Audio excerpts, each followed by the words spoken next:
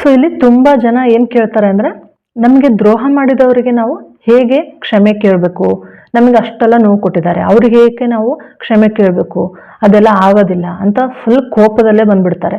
So ಇದರಲ್ಲಿ ಏನಿಲ್ಲ, simple ಏನಪ್ಪ ಅಂದರೆ, ಓಪನ್ ಪ್ರೇಯರಲ್ಲಿ ನಾವು ಅವ್ರನ್ನ ವಿಜುವಲೈಸ್ ಮಾಡ್ಕೊಂಡ್ರೆ ಸಾಕು. ಹಾಗೆ ನಾವು ಅವ್ರು ಏನೆಲ್ಲ ನಮಗೆ ನೋವು ಕೊಟ್ಟಿದ್ದಾರೆ, ನಾವು ಜಸ್ಟ್ ಅವರಿಗೆ I am sorry, please forgive me, thank you, I love you ಅಂತ ಕೇಳ್ಕೊಬೇಕಾಗುತ್ತೆ. ಸೊ ಇದರಿಂದ ಏನು ಬೆನಿಫಿಟ್ ಆಗುತ್ತೆ ನಮಗೆ? ಸೊ ನಾವು ಯಾವಾಗ ಅವರಿಗೆ ನಾವು ಸಾರಿ ಕೇಳ್ತಾ ಹೋಗ್ತೀವಿ, ಆಟೋಮೆಟಿಕ್ಕಾಗಿ ನಮ್ಮೊಳಗಡೆ ಇರುವಂತಹ ಬ್ಲಾಕೇಜಸ್ಸು, ನಮ್ಮೊಳಗಡೆ ನೆಗೆಟಿವ್ ಎನರ್ಜೀಸು ಎಲ್ಲನೂ ಕ್ಲಿಯರ್ ಆಗ್ತಾ ಬರುತ್ತೆ. ಹಾಗೆಯೇ ಅವರಿಗೆ ನಾವು ಡೈರೆಕ್ಟಾಗಿ ಅದೇನೂ ಗೊತ್ತಾಗಲ್ಲ, ನಾವು ಏನು ಕೇಳಿದ್ದೀವಿ ಏನು ಬಿಟ್ಟಿದ್ದೀವಿ ಅಂತ.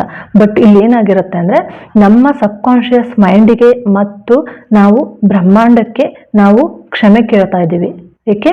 ನಾವು ಅವ್ರ ಬಗ್ಗೆ ಥಿಂಕ್ ಮಾಡಿದ್ದೀವಿ, ನಮಗೆ ಅವರ ಬಗ್ಗೆ ತುಂಬ ನಮ್ಮ ಒಳಗಡೆ ಯೋಚನೆಗಳಿದ್ದಾವೆ.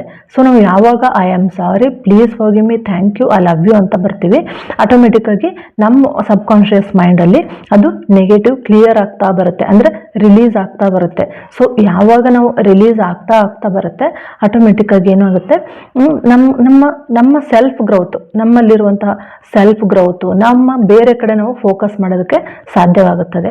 ಸೊ ಹಾಗಾಗಿ ನಾವು ಅವರಿಗೆ ಯಾಕೆ ಕ್ಷಮೆ ಕೇಳಬೇಕು ಅನ್ನೋ ಏನೋ ಒಂದು ಮಾಡದೆ, ನಾವು ಓಪನ್ ಪ್ರೇಯರಲ್ಲಿ ನಿಮಗೆ ಯಾರೆಲ್ಲ ನೋವು ಕೊಟ್ಟಿದ್ದಾರೆ ಜಸ್ಟ್ ಅವ್ರನ್ನ ವಿಜುವಲೈಸ್ ಮಾಡ್ಕೊಳ್ಳಿ, ಹಾರ್ಟ್ ಮೇಲೆ ಕೈ ಇಟ್ಕೊಂಡು I am sorry, please forgive me, thank you, I love you ಅಂತ ಹೇಳ್ತಾ ಹೋಗಿ.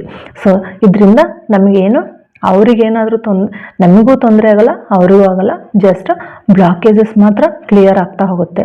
ಸೊ ಇದರಿಂದ ನಾವು ಅವರಿಗೆ ದುಡ್ಡು ಕೊಡಬೇಕಾಗಿಲ್ಲ, ಅವರು ನಮಗೆ ದುಡ್ಡು ಕೊಡಬೇಕಾಗಿಲ್ಲ, ಏನಿಲ್ಲ, ಜಸ್ಟ್ ಕ್ಲಿಯರ್ ಆಗ್ತಾ ಹೋಗುತ್ತೆ ಅಂತ ಹೇಳ್ತಾ ಇದ್ದೇನೆ. Thank you so much.